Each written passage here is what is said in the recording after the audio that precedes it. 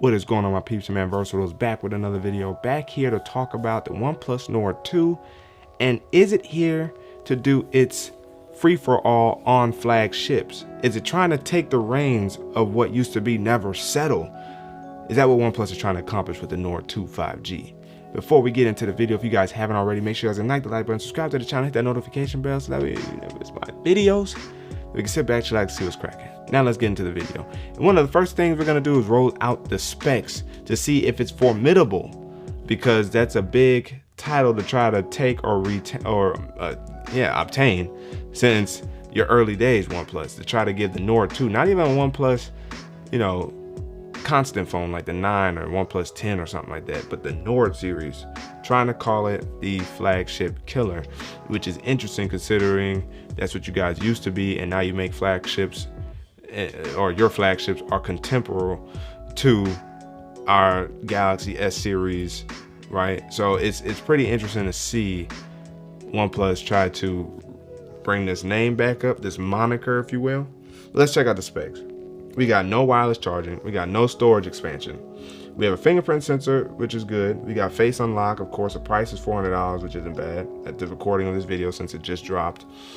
MediaTek processor and not a Snapdragon, so that's interesting, but I heard it's pretty good. I haven't got my hands on it, but I've heard good things about the MediaTek's processor. 6.4-inch display. It's full HD, 90 Hertz, AMOLED.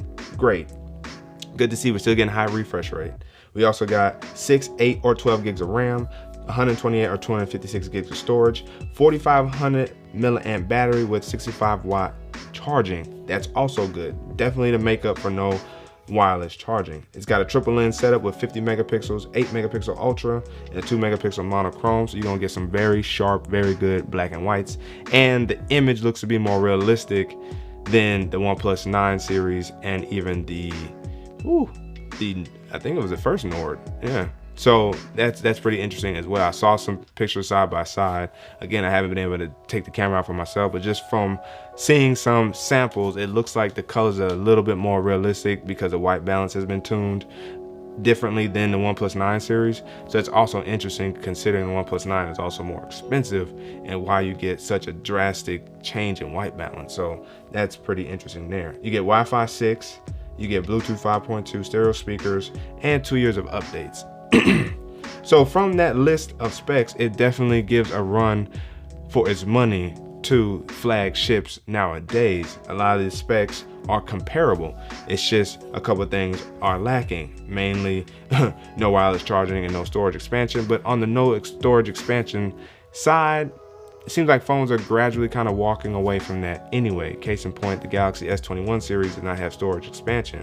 So it's starting to evade us, but we're getting so much onboard storage now. Do you actually need it? One could always argue yes, because you would maybe like to offload specific storage so that way it doesn't suck up your primary storage. And then of course those against it would say security reasons, just make me one solid phone, and it adds that much more level of security or waterproofness to the phone.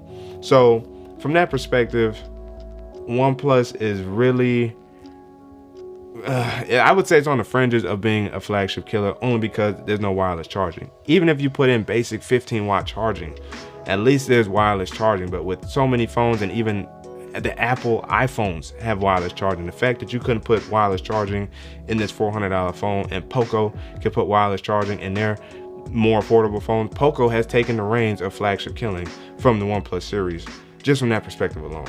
Now the fingerprint sensor is on, under display, seems like it's clean, so that's still good. The MediaTek processor is also in question, but so far so good from what I've heard. Display size is great, what you get with it is great. At $400, I'm not mad that we couldn't get 120 Hertz, but between 90 and 120, there is a subtle level of, a very, very subtle level of fluidity that you don't see, but you also don't see it that well because you still get more fluidity, smoothness from the 90 Hertz display. So that's not a bother at all. I wouldn't mind 90 Hertz. I like 90 Hertz. I like 120 Hertz. It's all better than 60 Hertz. The storage options in terms of 128 or 256 seems fine. Most devices, if not, start off with 256. start off at 128, so that's normal. The RAM is pretty interesting because you can get up to 12 gigs of RAM. That's pretty interesting, and I would imagine you only get the 12 gigs of RAM with the 256 gigs of storage. So most people may opt for that one just because of the storage capacity situation.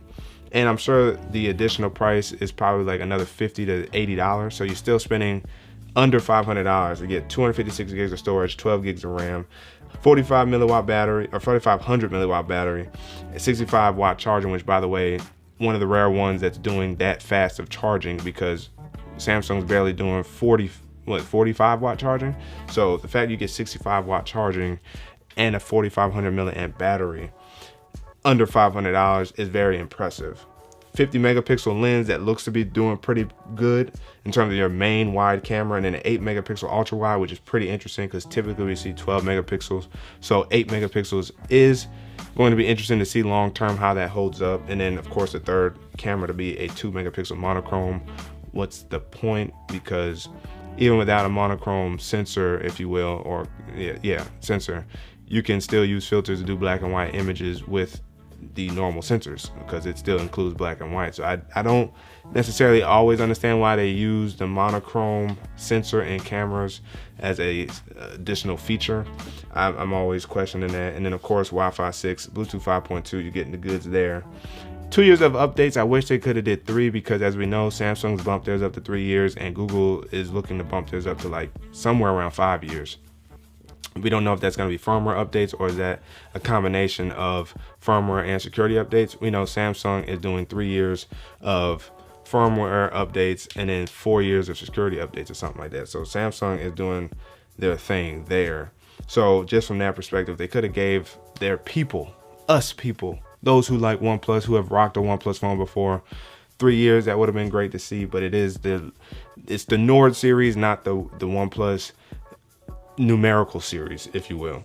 So I would say for the moniker of flagship killing, I will say they're not settling, but I think they are settling at the same time. They're settling because they couldn't put wireless charging in the phone.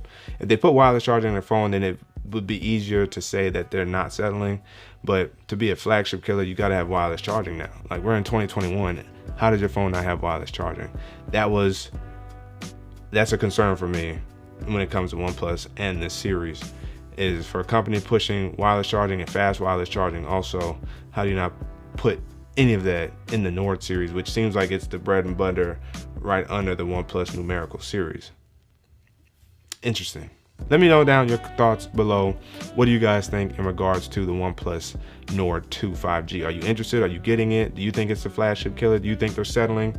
Do you think they should have put wireless charging in the phone? Any other specs that got you scratching your head or that you're surprised they actually put into the phone? Comment section is open for discussion. But again, if you guys haven't already, make sure you guys ignite the like button, subscribe to the channel, hit that notification bell so that way you never miss my videos, and we can sit back, relax, and see what's cracking. Your man Versal signing out until the next video. Wait, boy.